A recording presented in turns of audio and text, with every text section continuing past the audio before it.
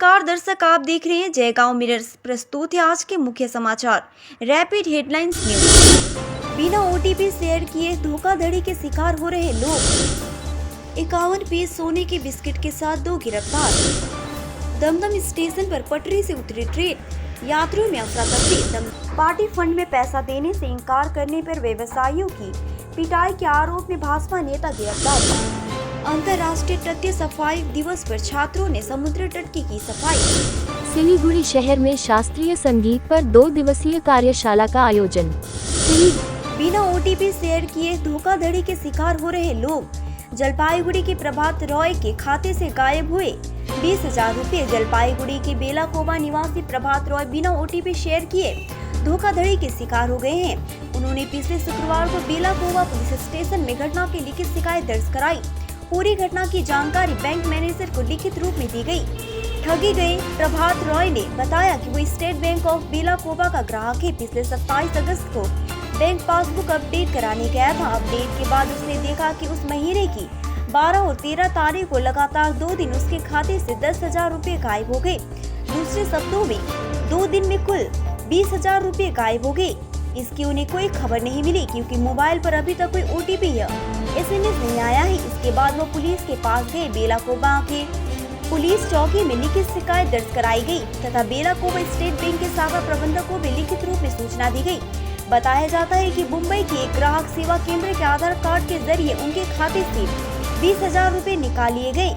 प्रभात रॉय पहले से ही दिहाड़ी मजदूर है। बचत खाते में इस तरह से पैसे निकाले जाने को लेकर वो काफी चिंतित है। इस संबंध में बेलाकोबा शाखा के बैंक प्रबंधक ने कहा, पुलिस की ओर से प्राथमिकी दर्ज कराई गई है। इसमें कुछ दिन लगेंगे। फिलहाल घटना की जांच चल रही है, लेकिन बिना ओटीपी के ये फ्रॉड कैसे चल रहा है? कई लोगों का कहना है कि जालसाज बायोमेट्रिक्स चुरा कर ऐसे कर रही है, लेकिन ये बायोमेट्रिक्स चोरी कैसे हो रही है? कुछ विशेषज्ञों के अनुसार आधार कार्ड नंबर और बायोमेट्रिक्स का उपयोग अब विभिन्न सरकारी और निजी सेवाओं का लाभ उठाने के लिए किया जा रहा है। वहां से किसी तरह आधार नंबर और बायोमेट्रिक डेटा सीधे जालसाजों के हाथ में जा रहा है और इन दोनों का उपयोग करके धोखाबाज ग्राहक सेवा बिंदु अपराध सक्षम भुगतान प्रणाली का उपयोग करके ग्राहकों की मेहनत की कमाई निकाल रहे हैं। ऐसे में विशेषज्ञ ग्राहकों को अधिक सतर्क रहने की सलाह देते हैं। 51 पीस सोने के बिस्किट के साथ 2 गिरफ्तार। केंद्रीय राजस्व खुफिया विभाग ने 51 पीस सोने के बिस्कुट के साथ 2 लोगों को गिरफ्तार किया। कल शाम गुप्त सूत्रों से मिली जानकारी के आधार पर डीआरआई ने पानी कॉरिडोर प्लाजा इलाके से 2 लोगों को गिरफ्तार किया। उन्हें सिलीगुड़ी के डीआरआई कार्यालय में लाकर तलाशी की गई तो उनके पास से 51 टुकड़े सोने के बिस्किट मिले। उनके कमर के पास से बिस्कुट और 25,000 रुपए बरामद किए। उनके पास से अमेरिका डॉलर भी बरामद किए, जो भारतीय मुद्रा में 2,09,750 रुपए है। जब्त किए गए सोने की अनुमानित बाजारी कीमत लगभग 60 लाख रुपए की है। पता चला है कि सोना भूटान से लाया गया। सोना सिलीगुड़ी में किसी को सौंपा जाना था। गिरफ्तार लोगों को शनिवार को अदालत में पेश किया गया।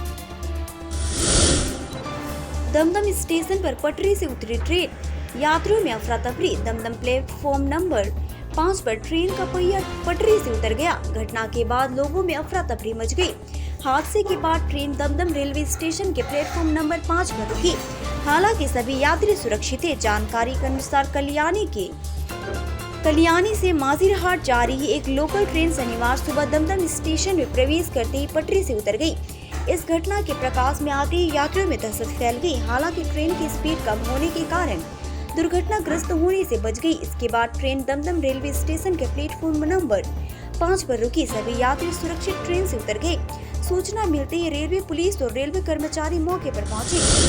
पार्टी फंड में पैसा देने से इंकार करने पर व्यवसायियों की पिटाई के आरोप में भाजपा नेता गिरफ्तार। पार्टी फंड में पैसा देने से इंकार करने पर एक व्यवसायी की पिटाई के आरोप में गिरफ्तार किए गए भाजपा मंडल अध्यक्ष प्रदीप सरकार को शांतिपुर थाना पुलिस ने शनिवार को रानाघाट अदालत में पेश किया।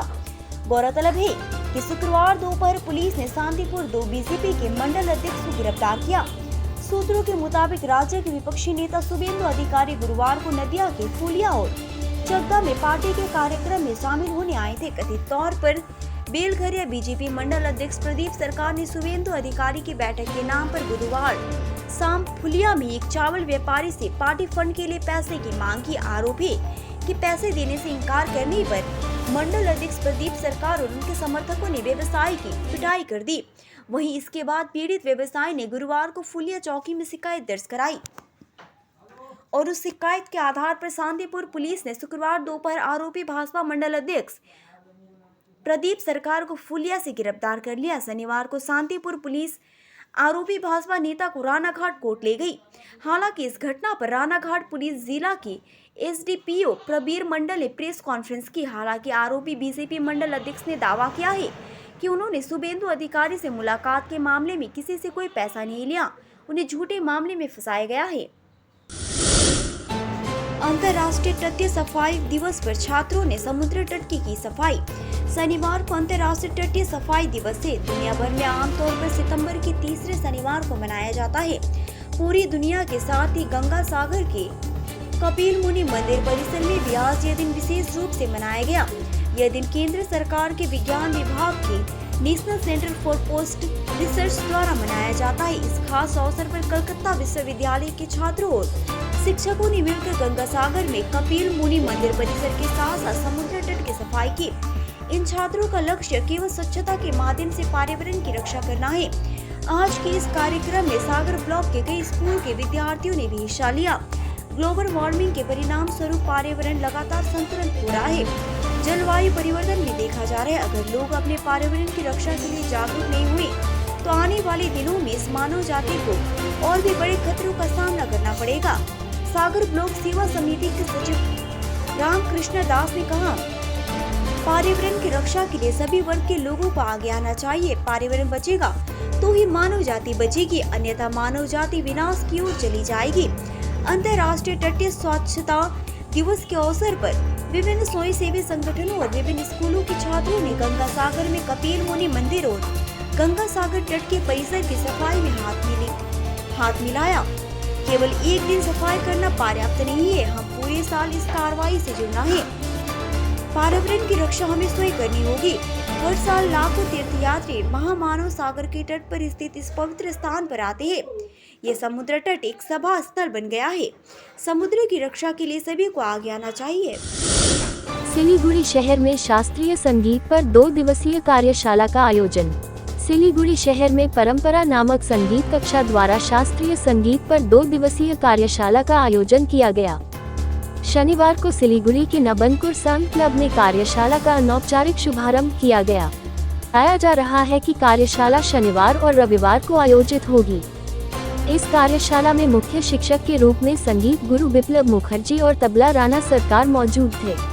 आयोजक मधुमिता दे सरकार ने कहा कि यह पहली बार है कि इतने बड़े स्तर पर उत्तर बंगाल में शास्त्रीय संगीत का आयोजन किया जा रहा है, जिसमें 50 से ज्यादा लोगों ने हिस्सा लिया है, जिसमें बच्चों से लेकर बड़े लोग भी हिस्सा ले रहे हैं। मूल रूप से शास्त्रीय संगीत कैसे करना चाहिए या इसका लाभ क्या है, इस बारे में है कार्यशाला में प्रकाश डाला जाएगा।